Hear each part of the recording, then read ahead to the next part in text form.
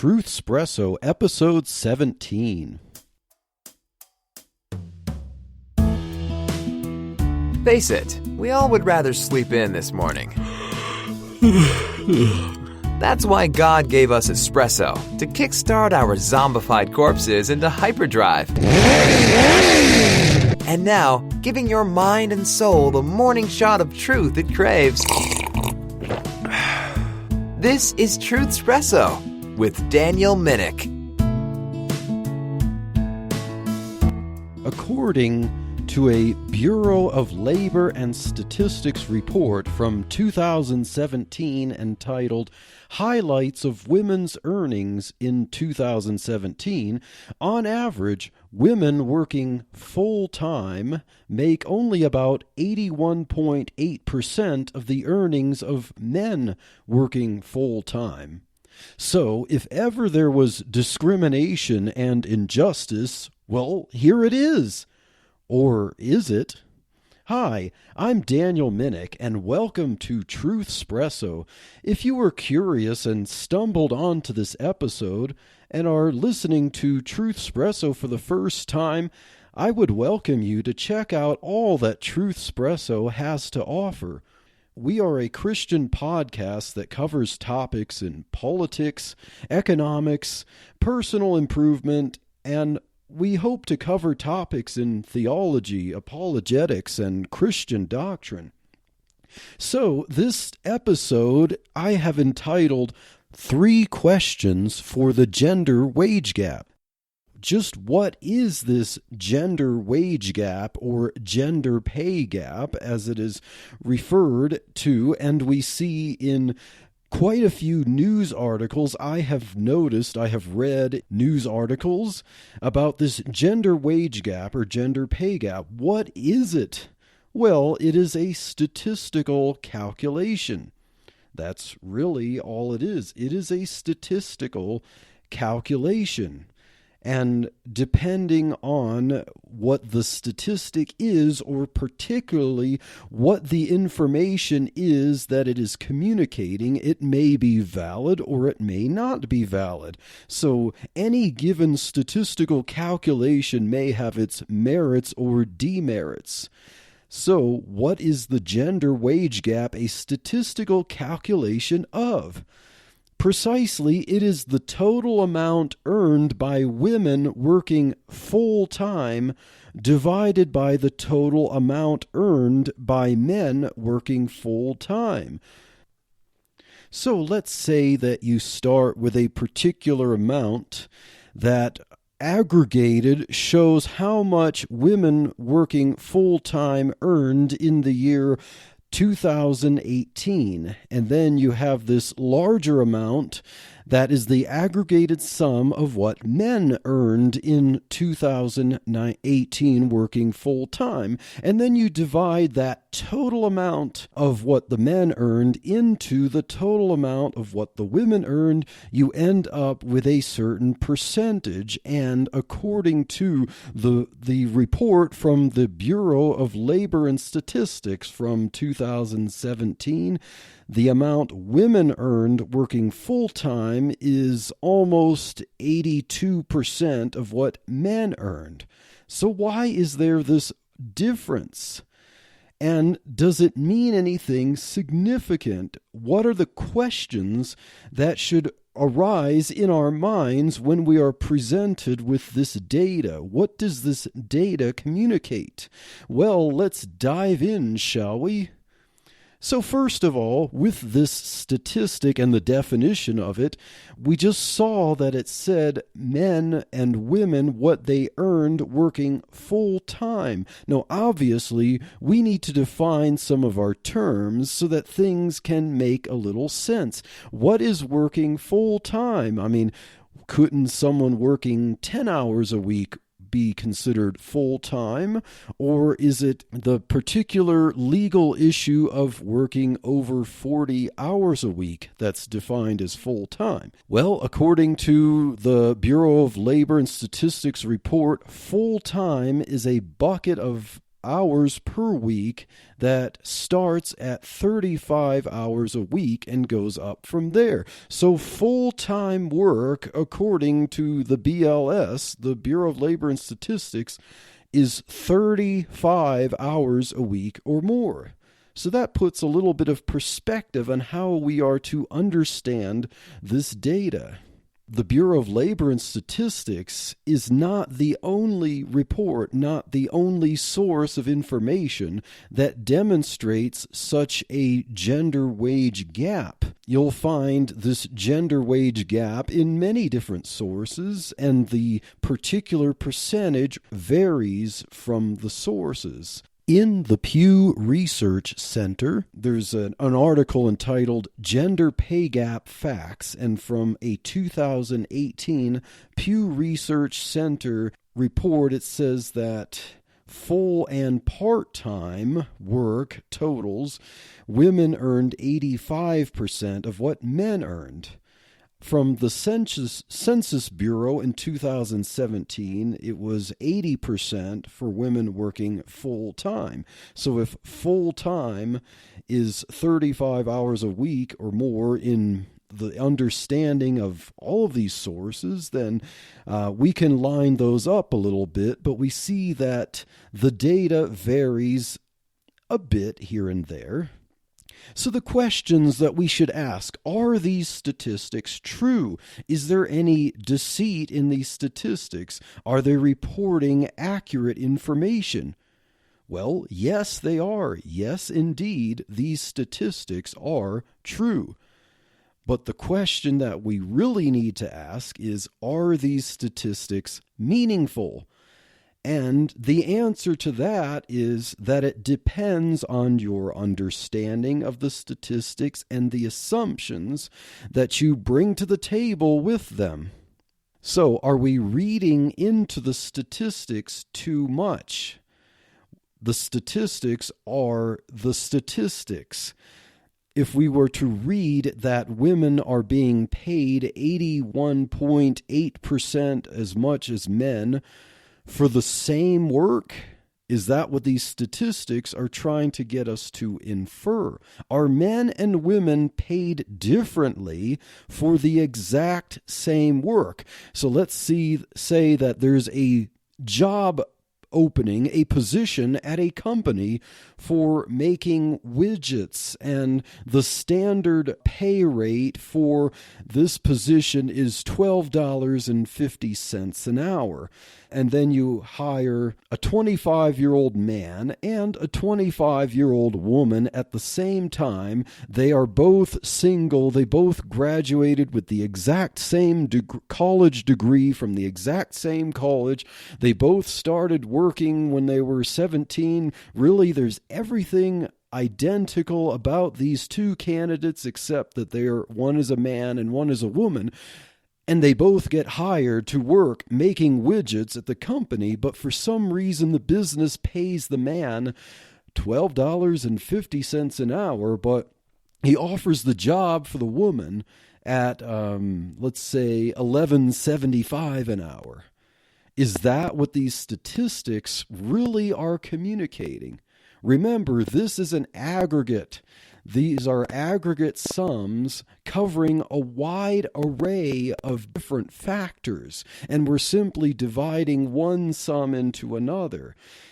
Do these statistics tell us that men and women doing the exact same work with the exact same experience, working side by side with the exact same output, are the men being paid more than the women simply because they are men? That is the question that we must answer as we examine these statistics. So we really need to disaggregate the statistics and ask ourselves some very relevant questions.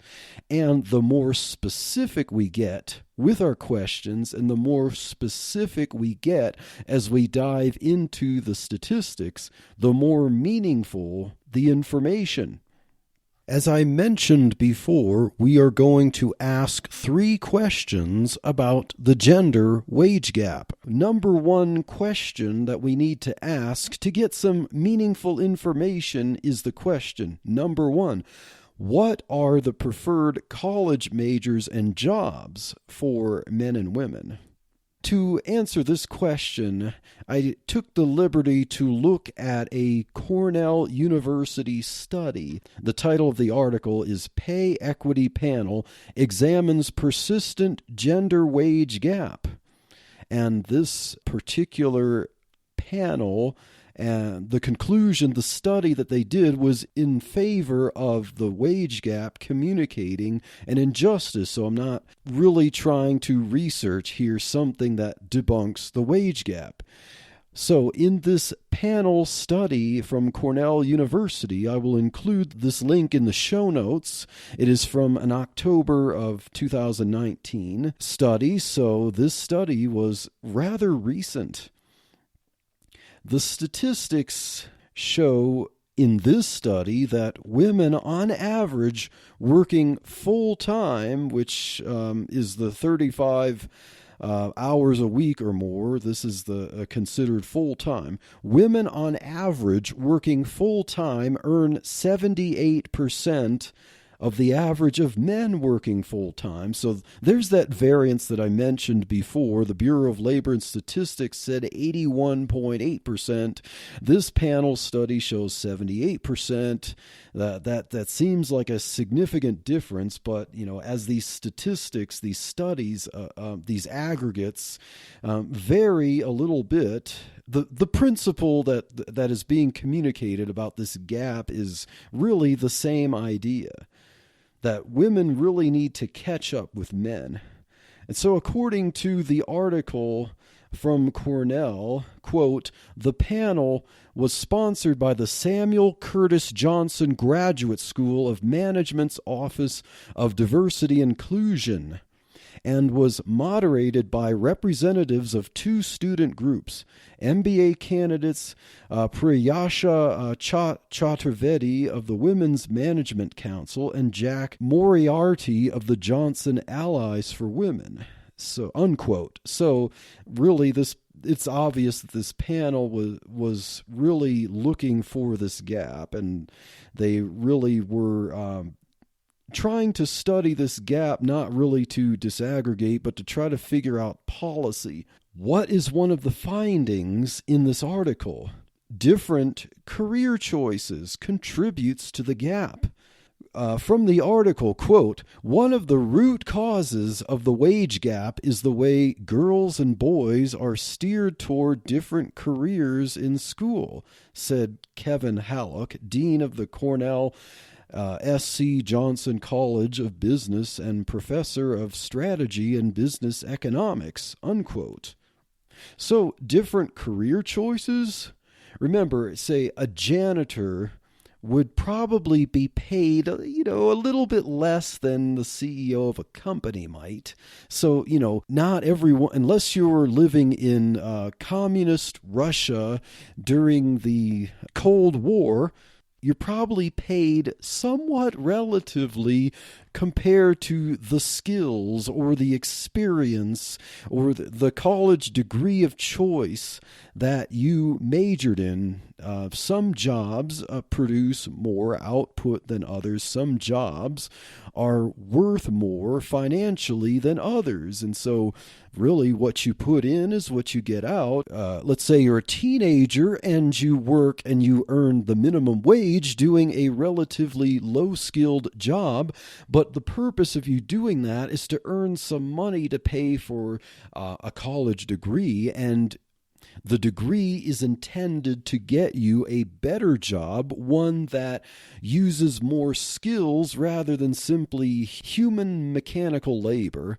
And as you graduate from college, the expectation of that time that you put into studies and the investment where you likely got a student loan to pay for your college degree is that the payoff will be there, that you will earn more money working a better job, and that taking some of that extra money that you earn from your better job versus what you would have earned working a lower skilled job, that extra money is then used to pay off your loan, and it's an investment because you realize that some jobs pay more than others.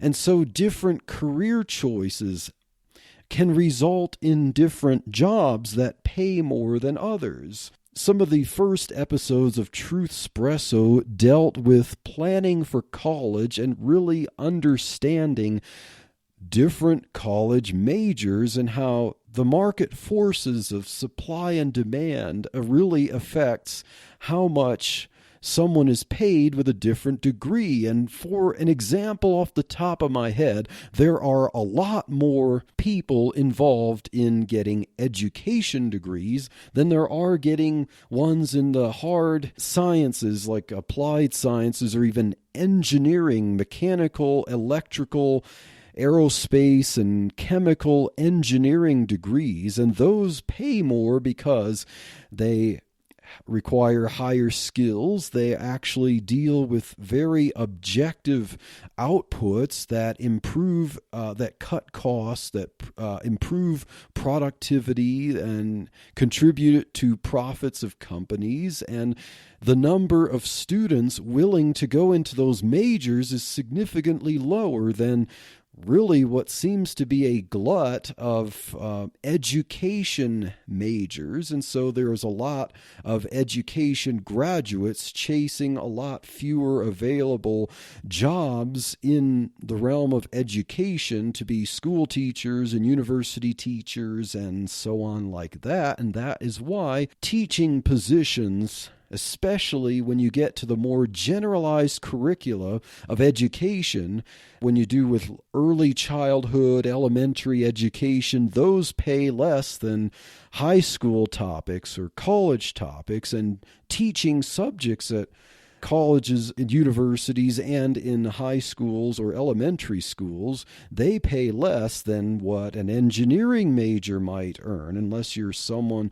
very tenured or someone well-known like, say, Paul Krugman, who is a famous Keynesian economist teacher. He was earning probably a lot more than the typical engineering graduate, but nevertheless, the choice of your career affects how much you get paid. Here is an article. It is entitled, "Women Dominate College Majors That Lead to Lower Paying Work," by a certain Sarah Green Carmichael. This is from hbr.org. I will include this link in the show notes. It notes that STEM subjects, with the exception of nursing, are mostly dominated by men. And soft sciences like social work and liberal arts are mostly dominated by women, and STEM subjects naturally pay more. And if mostly men are working there, then men are earning a lot more money that way. And soft sciences like social work and liberal arts that have a lot more concentration of women earn less, because there's also a lot of men in there too. But those types of subjects, there's a lot more availability of people who are qualified to do that type of work, and there's a lot less demand for them compared to raw productivity and output and ingenuity that really increases economic output, shall we say, from that businesses want to hire. According to this article, women dominate college majors that lead to lower paying work.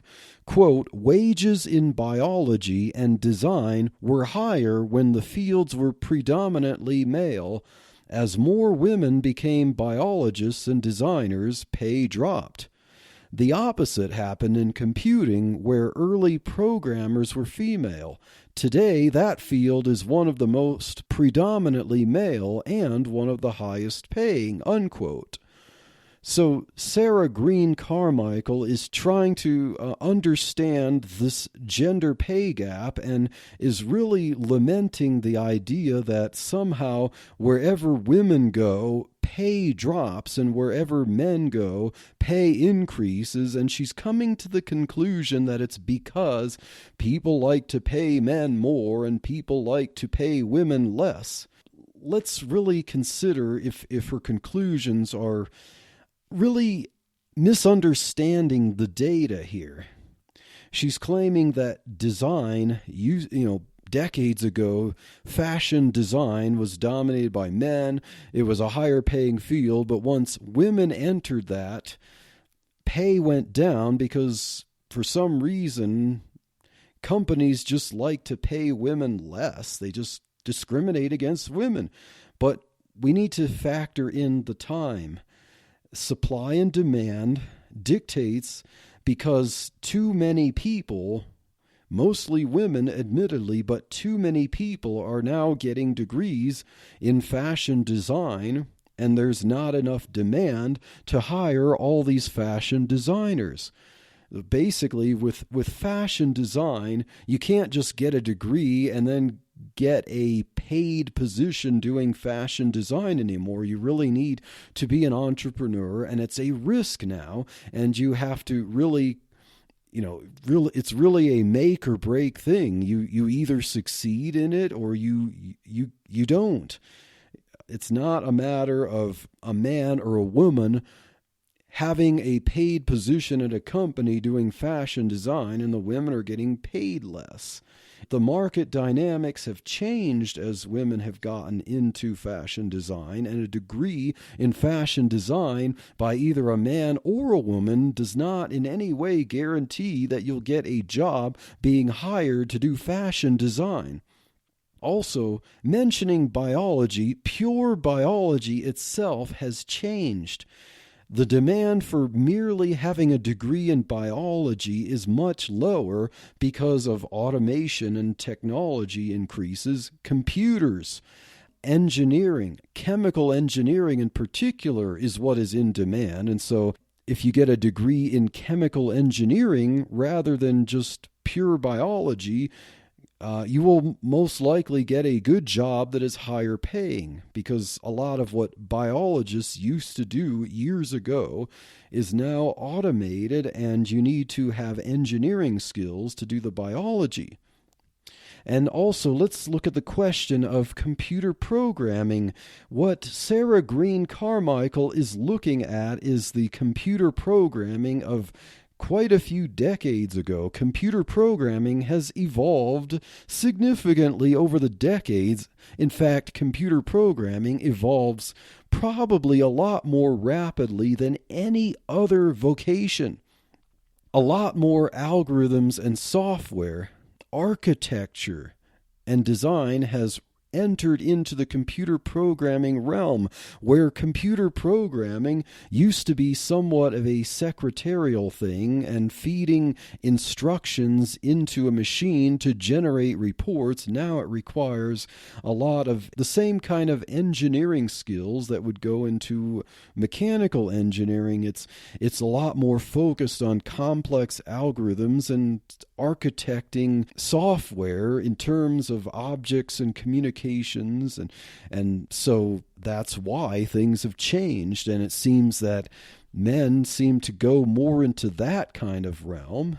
So that accounts for the change in computer programming. It is a hot field. A lot of men have entered into that over doing other things. That's what men have flocked into, going to computer science instead of some other profession where their skills had used to go, but computer programming is now a hotter field. According to Sarah Green Carmichael, quote, "There's also the pesky issue of market forces and the skills that society values. Music may be a highly technical field, but it's a low-paying one," unquote. So let's ask the question, why? Why is music what she considers a highly technical field, but it's low-paying? Well, the question is supply and demand. There are fewer mechanical engineering majors than music majors in college. There is a higher demand for the productivity, the objective productivity of engineers, whether male or female. And music, whether male or female, there's lots of competition. And the musician really needs to break in to succeed. As I mentioned before, it's a make it or break it thing. There's really no just slow, gradual increase in pay and getting, employed full time as a musician and then getting your pay go up as you get raises in pay. You either succeed or you don't. You either build a fan base or you don't, and you have to compete with the artistic skills of many other competitors in the music realm. So productivity and cost cutting is the factor. STEM subjects are much more objective and precise. This is what is in demand for making profits in a lot more companies, and that's why music, although it is a very difficult field, it really requires a lot of brain cells to do music, yes, but you have to get a fan base or you don't succeed. So that was question number 1. What are the preferred college majors and jobs? Question number 2, what are the working preferences? Is a job all about raw pay, or are there other factors that determine whether someone wants job A over job B? From the HBR article mentioned above, the gap, quote, could be driven by the behavior of the job seeker. Perhaps men feel pressured to find and take the highest paying job they can get, while women think holistically about work-life balance and flexibility, unquote. Well, there you go. Although the article is pretty much lamenting the fact that there might be different pressures on men and women, it says that women think holistically about work-life balance and flexibility. So the question there is work-life balance and flexibility, does this have a value? Does this have a value that can actually be measured in, let's say, you could put somewhat of a price on it? So let's say you're offered a job that is extremely stressful and pays you $50 an hour, but requires you to work 50 hours a week and also be on call. Or there's a job that pays half that, but you get a lot more flexible time to schedule things that you'd want to do or even need to do outside of the standard work hours. Some people would take, if some people who really don't need the money that much, let's say a married woman who already has a source of income in her husband, she may want the flexibility that has a value, it has a price to it. So the pay gap does not really take into account working preferences. Compensation comes in many forms other than raw salary, as we just saw.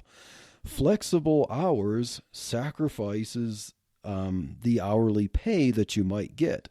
More time off does sacrifice the pay that you might get. And the higher availability commands more pay. A job that expects you to be available really 24/7 as needed is likely going to pay you a lot more for your work, because there's demand for those types of jobs, and there are fewer people, relatively speaking, who are willing to work under those terms.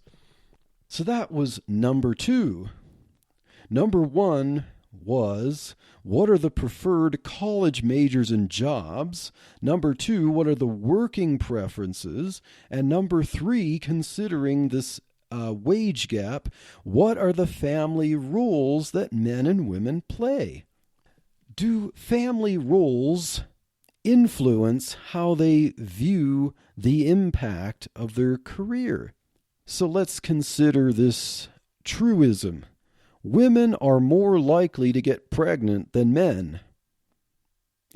Just think about it for a minute. Maybe it'll sink in. Women are more likely to get pregnant than men. How about men can't get pregnant, and, if anyone's going to get pregnant, it's going to be a woman. So does pregnancy affect things like jobs? Does it even affect, let's say a woman is thinking about getting pregnant at some point. Is that going to impact how she views her life's career? So depending on how physically demanding the particular job is, pregnancy can require a woman to need prenatal time off as well as maternal leave off. When a man plans for a career, he usually realizes that he likely needs to work most of his life with relatively fewer breaks or shorter breaks from his career.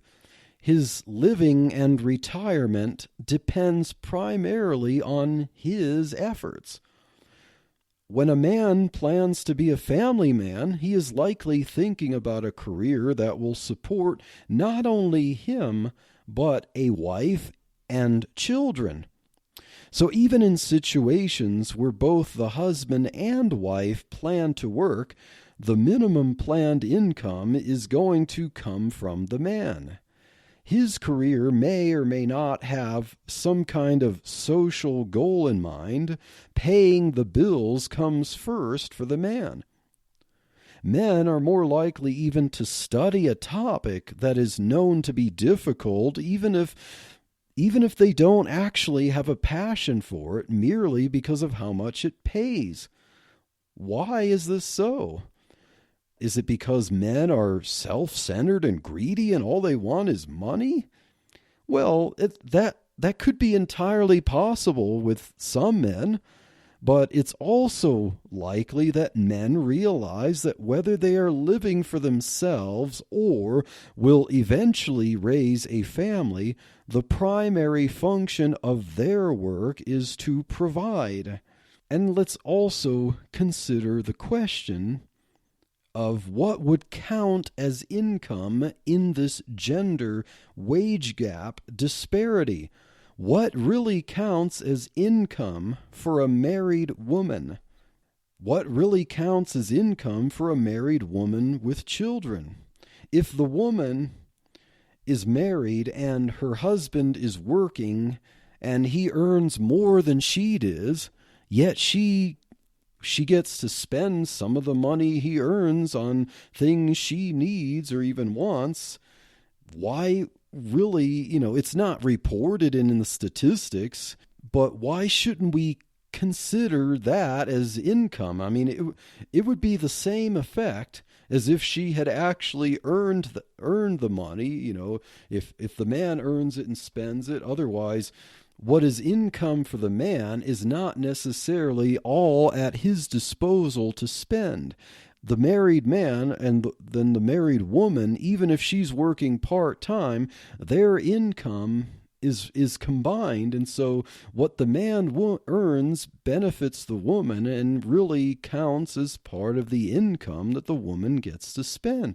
So why doesn't this bridge the wage gap? And if they're both married and they have children, some of the man's income goes to expenses for children.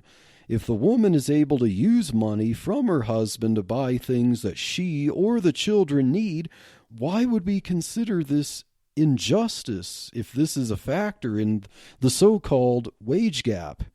Isn't the money that the woman spends functionally her income? And that's the question that these statistics don't really consider.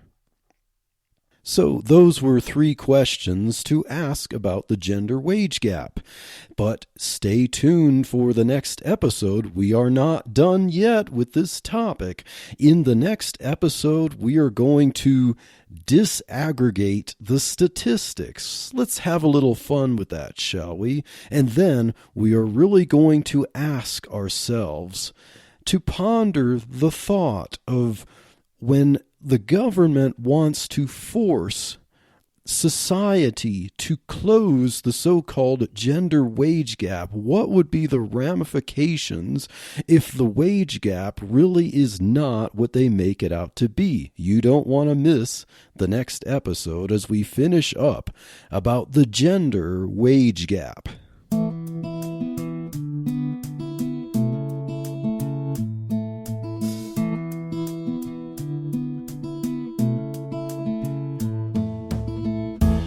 Thank you for waking up with Truth Espresso. Good morning, and God bless your day.